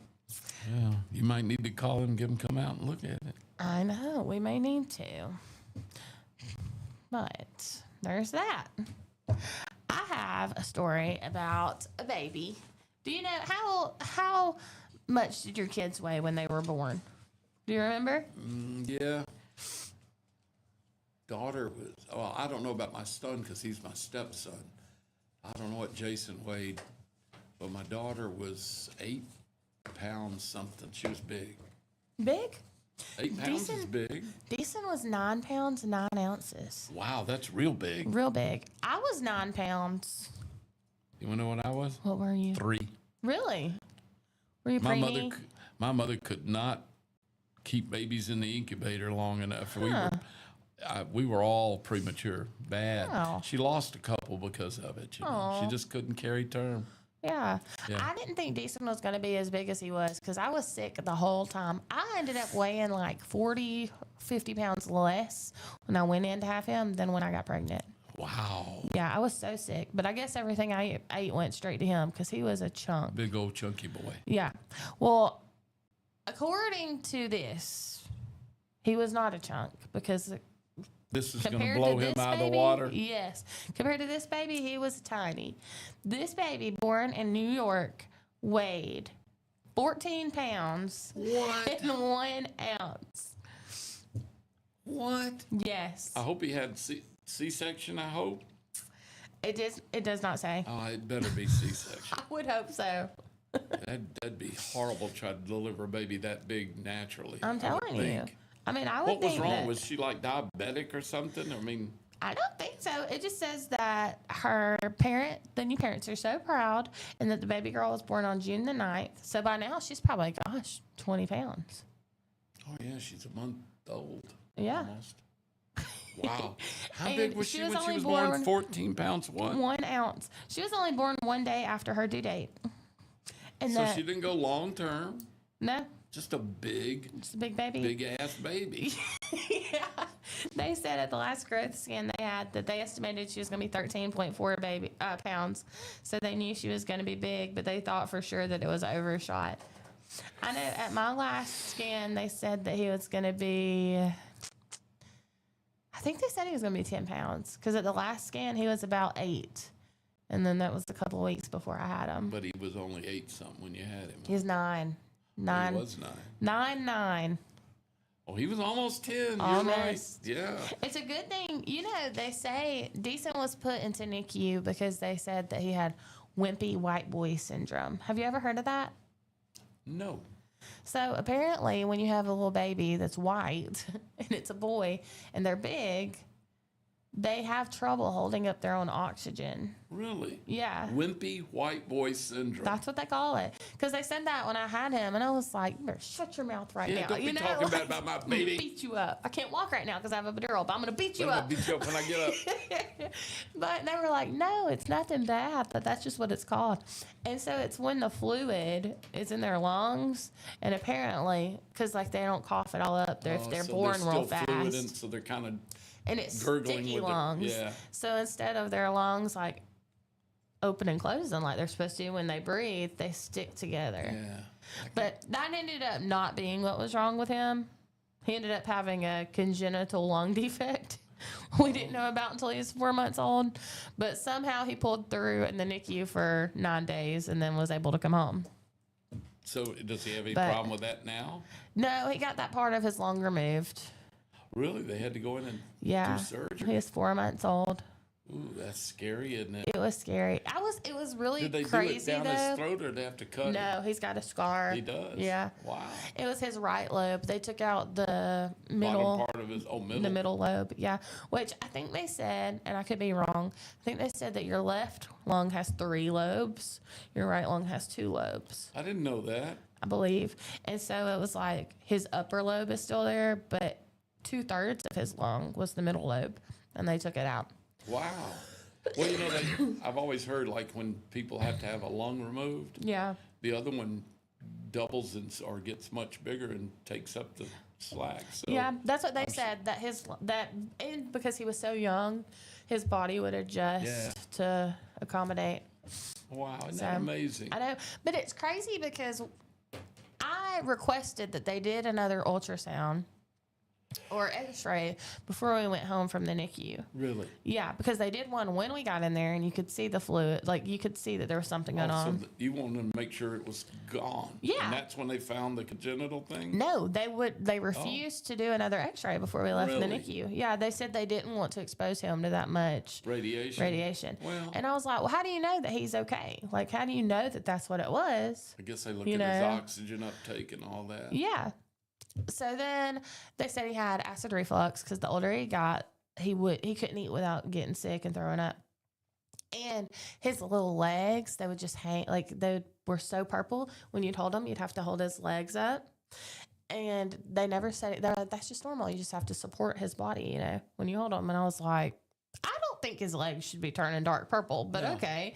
So I'd hold his little legs, and he never cried. We thought he was just the best baby. We called him Squeak because he would just make little squeaks. Well, he gets to be about 4 months old, or he was about 3 months old because I took him to his 4-month appointment when this happened. And he got to where he was not eating. He would eat, and then he'd get real fussy and start getting sick. So I tried every different bottle that I Every formula you come up with. Well, I pumped and gave it because I had real bad anxiety about knowing how much he was eating. So I would pump and give him breast milk. But I tried every bottle. I would go and buy new bottles every couple of days. And he would still just keep getting sick. So I called the doctor. I was like, look, It was during the weekend. The nurse was on call. I was like, look, he's not eating. He's eating like less than 20 ounces a day. And he's throwing it right back up. Like, there's something going on. And so she was like, well, he's already been diagnosed with acid reflux. Like, I don't know what. The nurse was so rude. And I was like, okay, whatever. You're not helping me. So I hung up on her. And we had an appointment later that week. So I took him to his appointment, fed him in the waiting room. We get back there, and she's listening to him, doing the whole appointment checkup. And she's like, did you just feed him? And I said, yes, I fed him in the waiting room. She's like, okay, I think he might have aspirated because I can't hear his heartbeat over his lungs. Really? Yes. And she was like, I know he's breathing. I'm looking at him, but we can't hear his heartbeat. Like, there's something going on. They checked his oxygen, and it was in the low 80s. Oh, my God. Yes. So they gave him a breathing treatment to see if it would help his oxygen levels. It only went up to the mid 80s. That's it. So they sent us to Children's. And I was like, she let me drive him because she was like, if he's normal, if he's not acting lethargic or anything, like, you can drive him versus riding in an ambulance. Right. So I was like, okay. So I drove him to the ER. Didn't think anything about it. Well, I pull into Children's. The valet, I tell him who we are, and he was like, calling a nurse. Nurse comes out there. Like, it was like rushed. Valet took my car.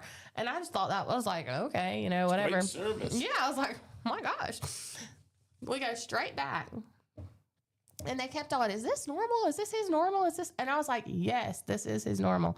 I didn't know that he was like, suffocating. Yeah, I didn't know. No, what? He wasn't getting near the oxygen he needed. No. Wow. So anyway, we were in the ER. This is a very long-winded story, and I apologize for everyone. But we were in the ER all day long. He couldn't eat, so he started getting fussy. And it was just a whole thing. Well, they brought in a pulmonary team. And of course, I don't know what any of that means.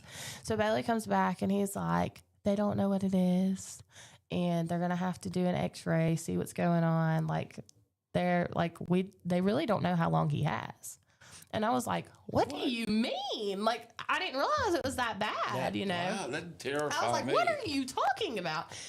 So then they come back and say he had congenital lobar emphysema and that his lung was expanding. It was taking in oxygen, but it wasn't letting out carbon monoxide. Dioxide. So it was just growing. It was starting to press on his esophagus, on his heart, like all these things. That's why he had the GERD and all that stuff. Yes. And that's why he couldn't laugh. Like, he was getting to the age where he should have been able to laugh. He would get hiccups every time he would try to start laughing. He just didn't have enough air. He couldn't breathe. So they went in, they removed the lung, and immediately once they brought him back from surgery, like, he was so happy. He was such a pretty color. And we were like talking to him, and I guess, I don't know. So that's why his legs had been purple, because he just wasn't getting oxygen. Yeah. And when they checked they did a blood gas test the night before, and like the carbon dioxide levels in his blood, like, they were like, there's no way, like, he should not be alive. Like, his body was you had compensating. no idea he was that sick. No idea. And his body was compensating and like adjusting to how he had been since he had been born, which, I mean, realistically, it was just God carried him through the whole time. Yeah. And then, I hope you went back and told that rude nurse what was going on with your son. Well, his doctor, she called the next day, and she was like, how's decent? And I was like, oh, he's in surgery. And she was like, what? So I told her, and she was like, I'm so sorry. Like, I don't know how we missed it. And I told her, I said, it's like it was such a rare thing. It's like 1 in 30,000. Oh, really? It's pretty rare to have that. It's very rare. And I was like, you wouldn't have known, And so she told them, I was like, but I do want you to let that nurse know that I talked to last week. Good. And she did. And like ever since then, which now like it's not as immediate or like as much of a hurry, but she told them, she's like, and I will let them know in the front desk anytime that you call and need to be seen, like for anything whatsoever, like we will make an appointment for you. She was like, there's no reason, especially with him having surgery and only having one lung. Wow. So, and then after that, with all his respiration stuff, if I would call, like, was a cough or, because it freaked me out. Like, I didn't know, Well, for they them would to get come him out in and say, we Sunday. don't know how long he's got. I know. Holy cow. I know. It was really scary. But then I was saying when they brought him back from surgery and he was recovered and stuff, we were talking to him and he was just laughing it up. Oh my gosh. Really? Yes. He And I felt felt that so much better. bad. Yeah. He wasn't getting hiccups. Well, the good news is it all happened in the first 3 or 4 months of his life. He won't remember that. No. Hopefully. I guess you don't. Uh-uh. I know. How old were you? If you think back, what your first memory? How old were you? I can vaguely remember like preschool stuff from when I was 4. I actually can remember something when I was about apparently 1 year, 12 to 13 months old. Really? One thing. It's a flash. Huh. In a house that we only lived in till I was about a year, and then we moved. And then I do remember moving into the new house. So I've got 2 visions of my past that was right around 1 year old. Yeah. Then there's it's blank up until then, and then it's blank for another couple of years. Huh. And then I guess when I'm somewhere around 4 or 5, I start having consistent memories. But Yeah. Was there something with the Olympics in Atlanta in the 90s? yeah, I mean, there was a lot. It's also when the guy bombed, the famous bomber blew up the bomb in Century Square there in Atlanta.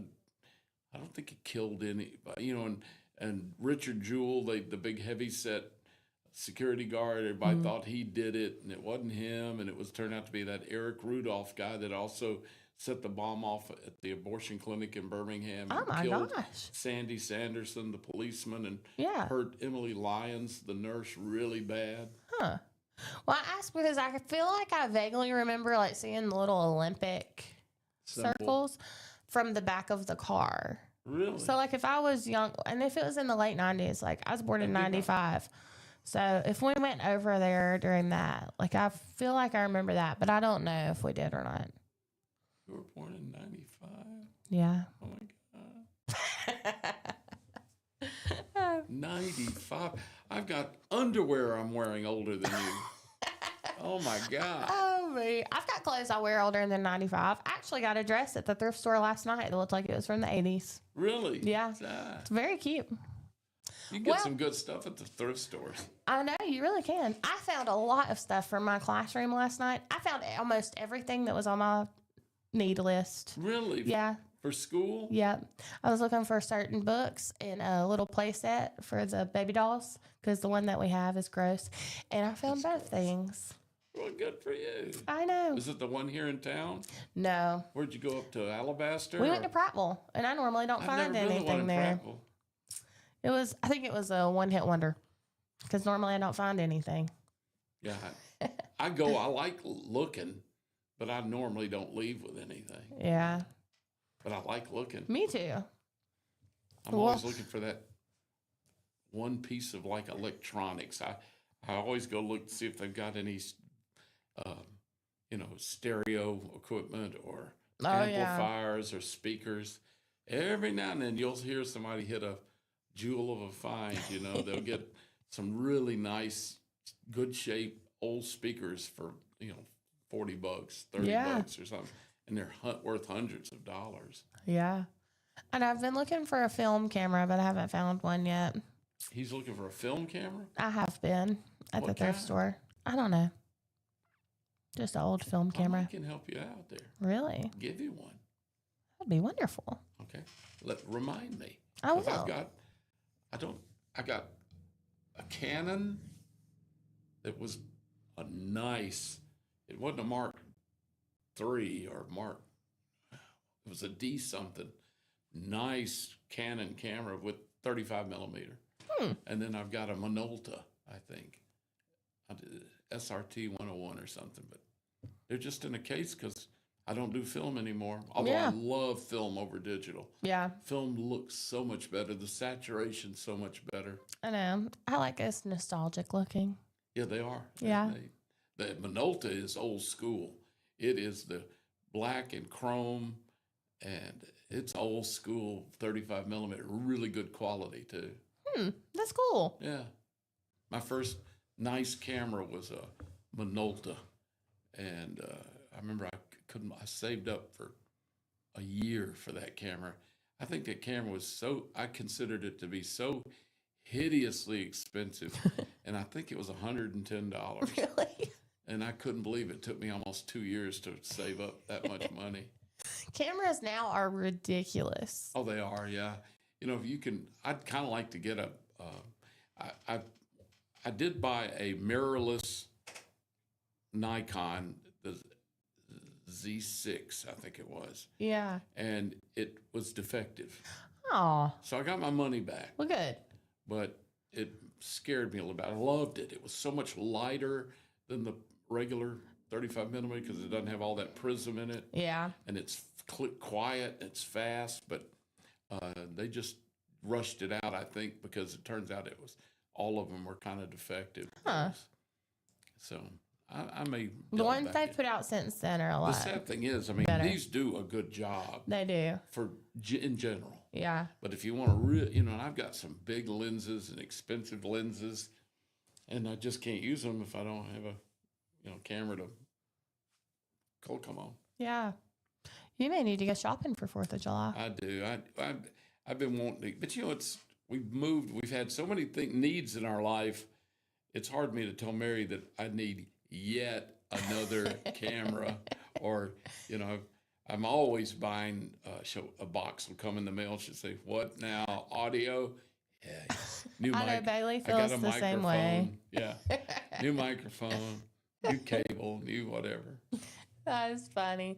Well, it is 7:57. We're going to take a break real quick because we have some festive little drinks for us to get over break. That way, Really? that way we could close out the show with a bang. With a festive cocktail. Yes. Very so good. y'all go grab you something to drink, whether that's coffee, Coca-Cola, or water, and we will be right back for the last couple minutes of the show. You've been tuning in to Morning Mayhem. Don't go anywhere yet. We'll be back in just a moment.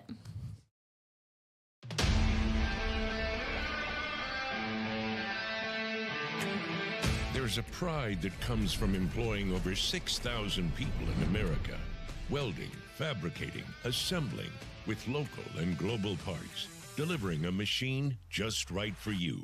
Japanese engineering meets American ingenuity that builds on our 50-year legacy of quality, reliability, and durability that makes us the #1 selling compact tractor in the U.S.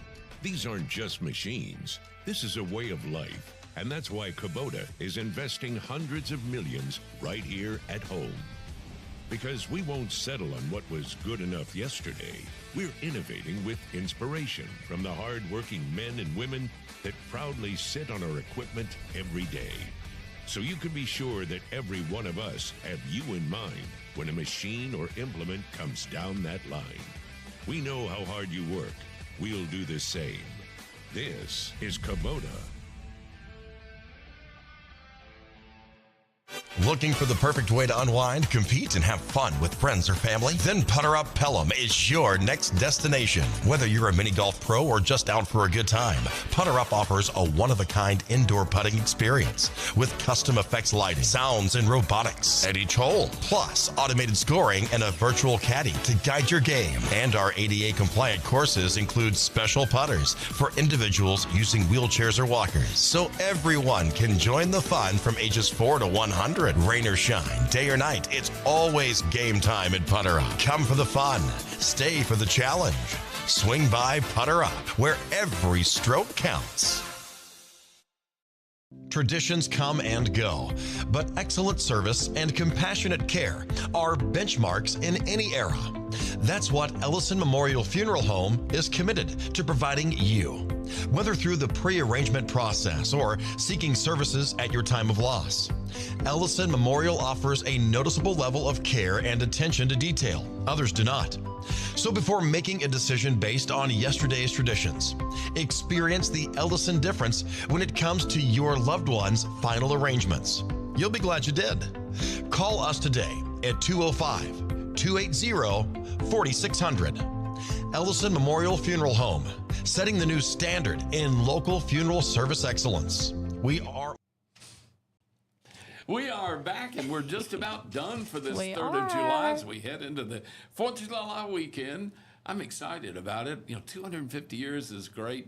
It's also the, 200th anniversary, I think, is that right, of Columbiana, where I live now, being the head of the Shelby County. Oh, yeah. I remember seeing that. I think And we talked about that. It's actually older than the state of Alabama because back then it was the Mississippi Territory. Yeah. And Shelby County was huge. Yeah. They ended up breaking it up into about 3, counties, and it's still a huge county.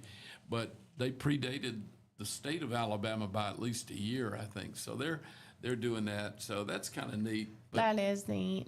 anyway, what do we I got bet here? Jemison used to be part of Shelby County. Did Jemison used to be part of Shelby County? I think so. Yeah. I mean, I think it was like about Most?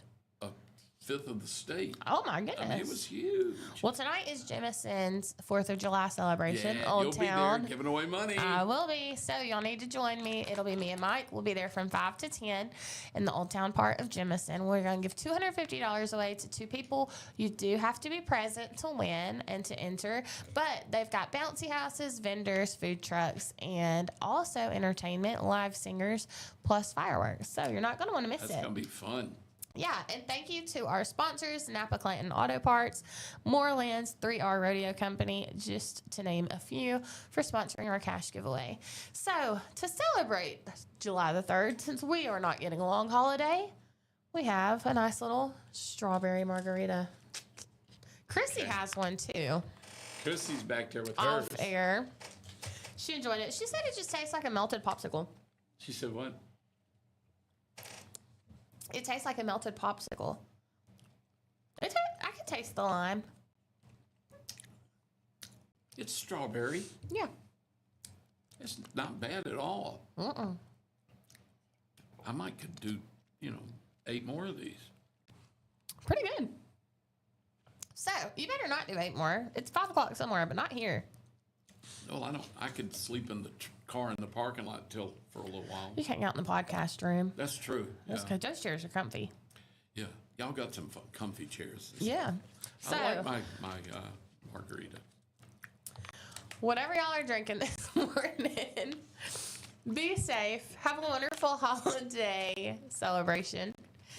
And also know that they sell mocktails at the Dollar Tree. So if you don't drink alcohol, go get you a mocktail or a coffee or a Coke.